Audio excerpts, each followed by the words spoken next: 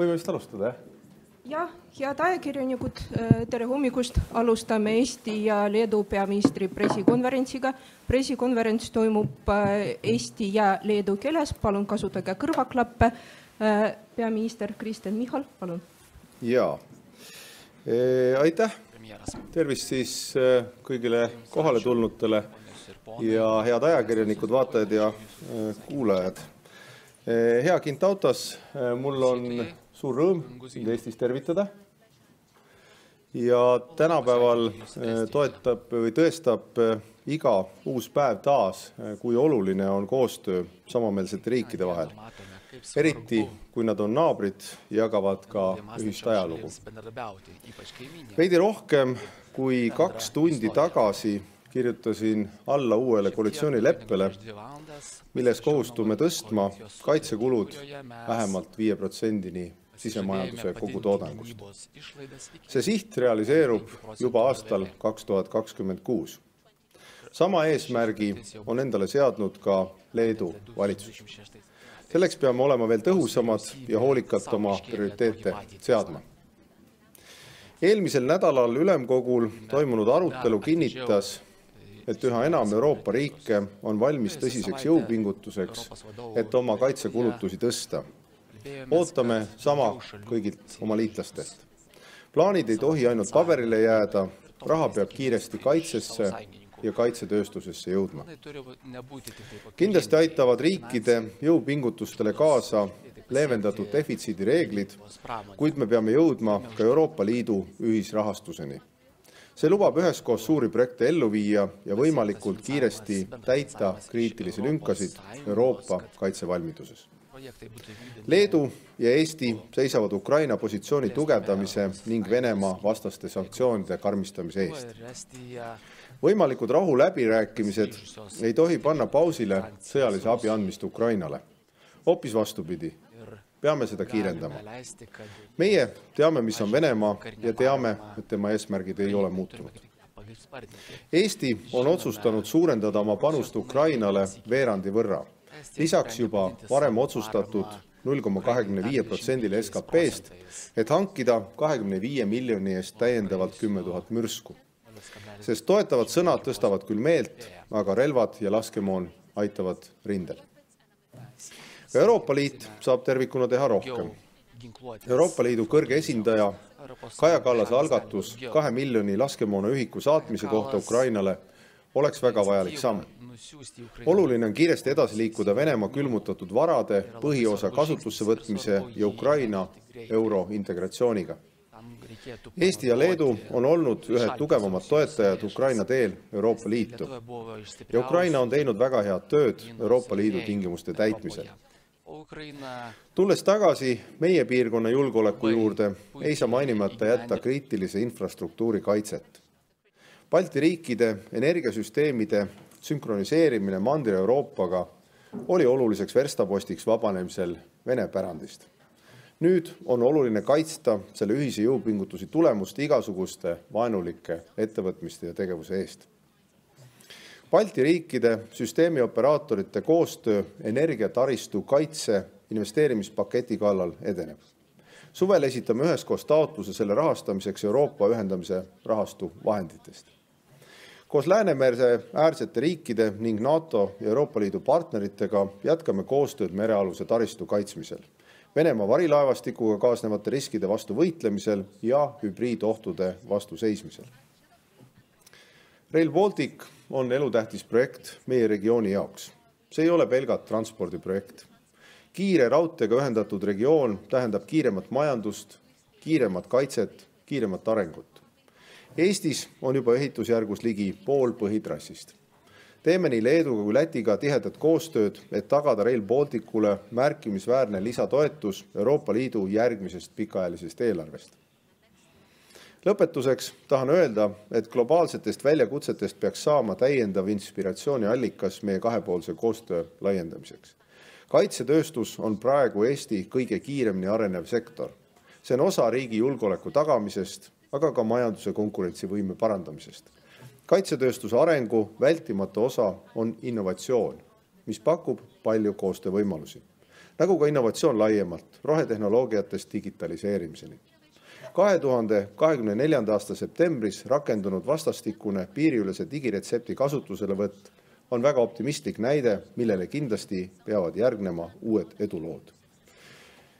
Aitäh, Gintautas, siia tulemast ja meie koostöö kindlasti jätkub üha paremini. Aitäh! Aitäh, peaminister Palutskas, palun.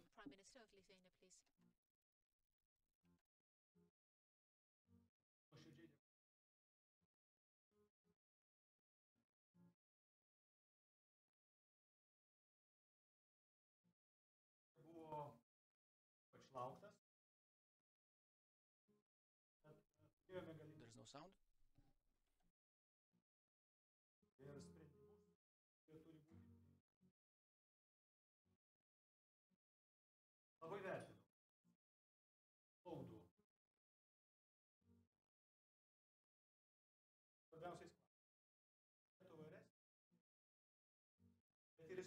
Tõlk vabandab.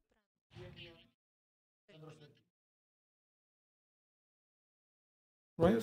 Oh, right. Yeah, it looks better than that. I thought it's red. It's for me. Being a social democrat, you know, red is good. We had the same problem first time. All right.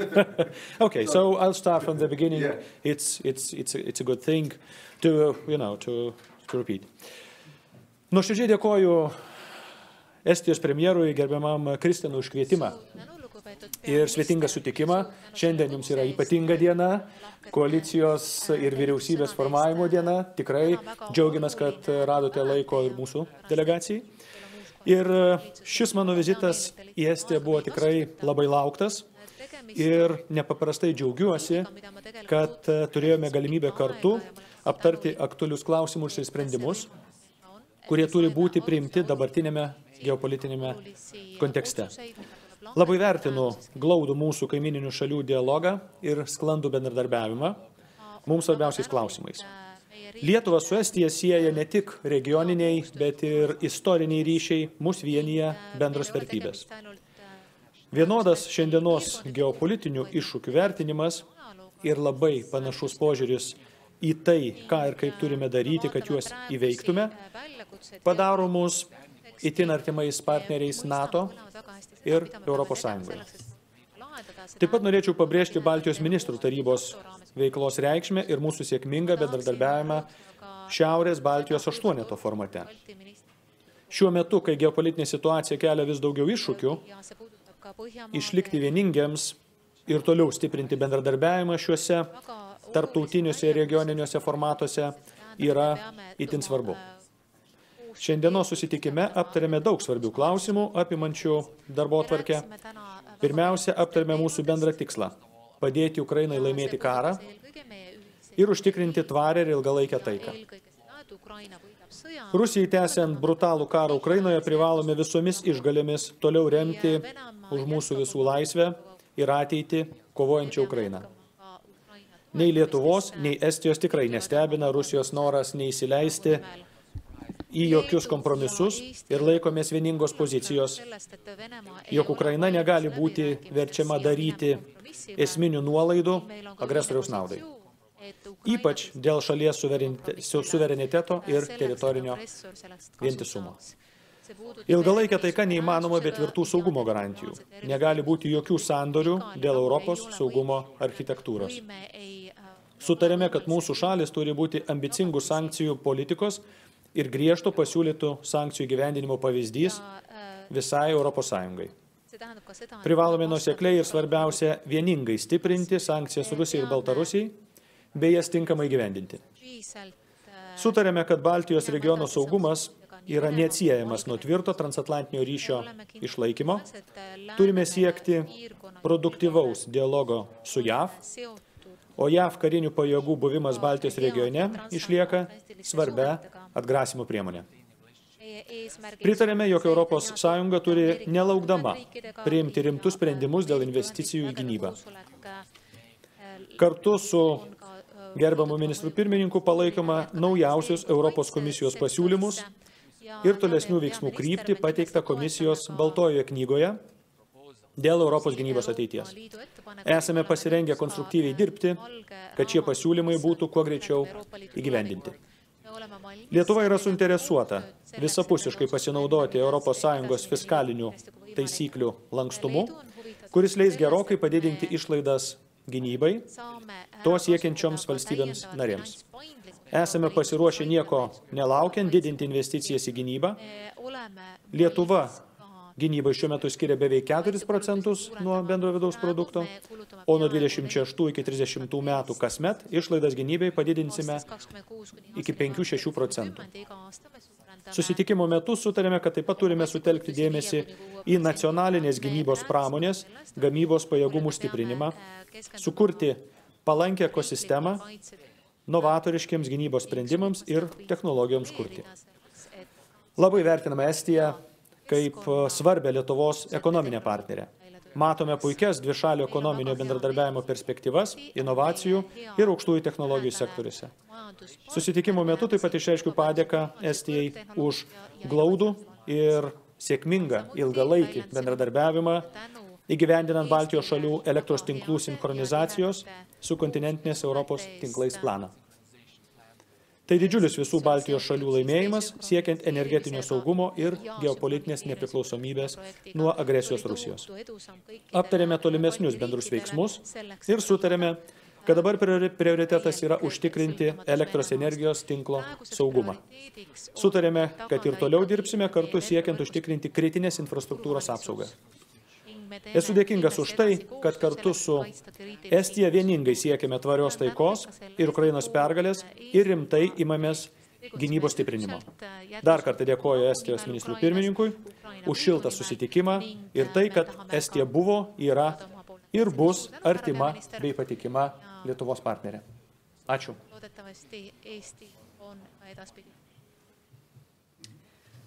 Aitäh, nüüd on meedial võimalik esitada küsimusi ja esimene küsimus Epp Ehant, Eesti Televisioon. Hello, Estonian Public Broadcasting.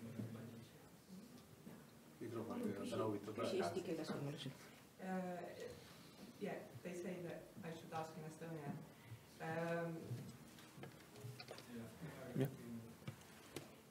Küsimus mõlemale peaministrile kaitsekulude kohta. Mõlemad riikide kaitsekulud on järgmisel aastal üle 5%. Mis on need asjad, mis on kõige olulisemad teie meelest, millega te tahate kõige kiiremini edasi liikuda? Ja teine küsimus, et kuivõrd te peate vajalikuks kaitseplaani kuidagi kohandada, te nimetasite juba ameeriklasi seoses sellega, et võib-olla nende huvi Euroopa julgeoleku osas ei ole enam nii suur, nagu ta oli varem. Aitäh! Ja küsimus on mõlemale peaministrile. Leedu ajakirjanikud palusid ekstra, et Eesti peaministrilt ka kindlasti küsida. Eesti peaministrile väga meeldib Leedu ajakirjanikud. Aga olgu.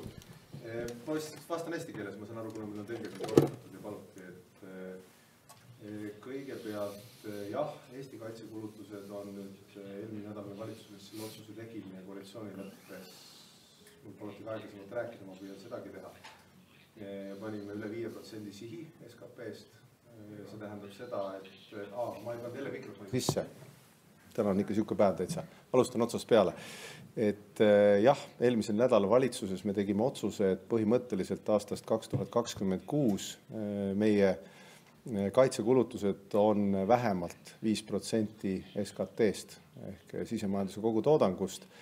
See tähendab ikkagi jah, Eesti jaoks päris märkimisväärset hüpet kaitsevõimes, kaitseinvesteeringutes. Kui varasemalt see plaan oli 2026. aastal 3,7 ja kaitseministri prognoosi alusel ligi 4%, siis sealt tuleb kindlasti päris palju uut võimalust, uut relvastust hankida, uusi võimeid arendada. Kaitseminister on seda ka ise kirjeldanud, selle hulgas on erinevate selliste võimete ostmine, millega on võimalik sõda viia vaenlase territooriumile, ehk kaugmaatulevõimekus, õhukaitse ja nii edasi. Need on esimesed asjad, mida me ilmselt püüame saada.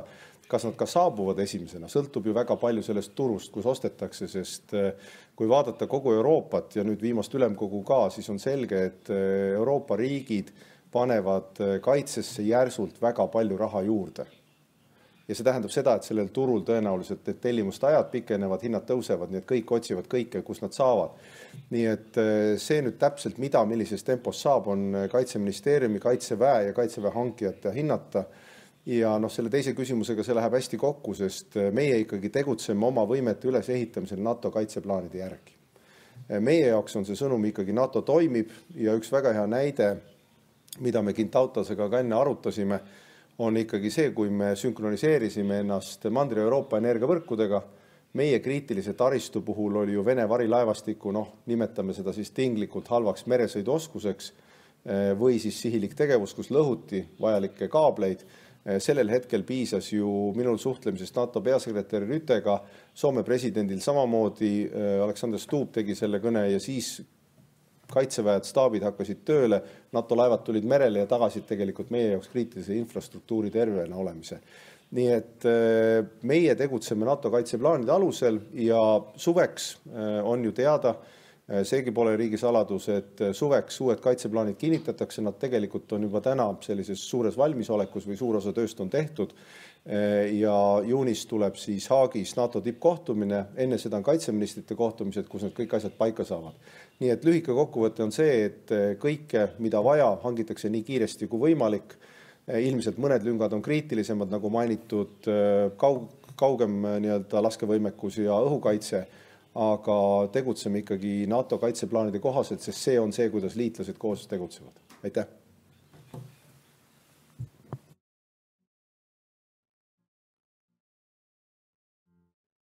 I have to switch this one, right?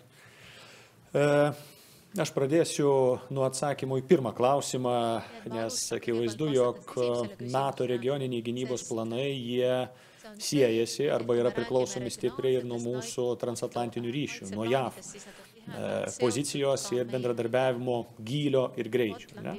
Tai pirmiausia, kviečiu visus neprarasti vilties, nepaisant to, jog politikoje kartais yra išsakomi įvairūs, gana dramatiški ar karšti pareiškimai. Praktikoje, kaip mes matome šiandien, ar NATO struktūrose, ar dvišaliuose santykiuose, mes nematome jokių mūsų santykių eižėjimo požymių. Atvirkščiai, mūsų regiono pastangos, 3 Baltijos valstybių pastangos sutelkti finansavimą, tai tikrai nėra lengva, ne vienam ministrui pirmininkui, galų gale tai yra tikrai milžiniškos lėšos iš biudžeto mokesčių pavydalų, skolintomis lėšomis, tikrai yra vertinamos ir todėl galiu sakyti, jog šiandien grėsmės mūsų transatlantiniam bendradarbiavimui nematau. Tačiau, pasakęs tai, turime įvertinti ir kai kurias kitas aplinkybės, ką gerbiamas Kristinas minėjo. Pirmiausia, augančių kainų klausimą, turint galvoje didžiulę paklausą, kuri atsiranda dabar ginkluotei, mes turime tuos sutelktus pinigus leisti efektyviai. Todėl Lietuva sparčiai vysto gynybos industriją ir kviečia tarptautinius partnerius gynybos sektoriuje kurti bendras įmonės Lietuvoje. Bendras tai reiškia dalinantis rizikas tiek kapitalo investicijų, tiek teisinio reguliavimo, tiek tos pagamintos produkcijos realizavimo rinkoje, dalį paliekant Lietuvos kariniuose sandėliuose. Kodėl? Tam, kad mes galėtume galų gale ir šiek tiek kontroliuoti savikainą tos gaminamos ginkluotės. Nes šiandien mes matome kainas skriejančias į dangų. Todėl, kad visiems visko reikia. Tai štai čia yra matyti vienas iš svarbiausių momentų. Kitas momentas, kuris yra svarbus, tai, kad net ir NATO gynybos regioniniuose planuose mes regionas turime savo svarbias užduotis. Tai yra tam tikras ginkluotės rūšis ar ginkluotųjų pajėgų rūšis išvystyti iki tam tikro pajėgumo, kad partneriai mums galėtų padėti. Todėl Lietuvoje mes sutrumpinome mūsų divizijos kūrimo laikotarpį nuo 2040 iki 2030 ir atitinkamai pertvarkėme taip vadinamus įsigijimų arba viešųjų pirkimų planą, jog jis atitiktų taip vadinamus NATO regioninius gynybos planus. Todėl turėdami tokius tvirtus pirmiausia sąjungininkus regione, Estija, Latvija, Šiaurės šalis, Lenkija, Vokietija, kuri pabudo, esame tikri, jog mes šiandien stiprėjame. Sest ka nemad on nüüd üles ärganud, nii et ma usun, et me ühiselt ikkagi Aitäh, head ajakirjanikud, meie aeg on otsa saanud, pressikonverents on lõppenud, aitäh!